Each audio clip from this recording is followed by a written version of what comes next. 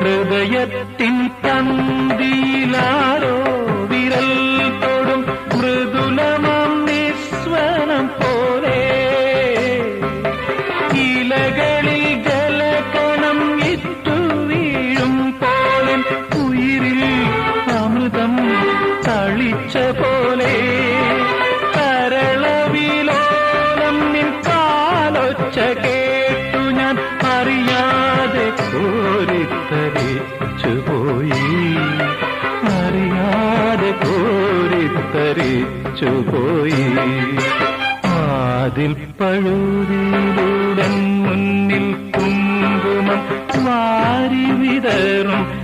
സന്ധ്യ പോകെ അതിലോലമെൻ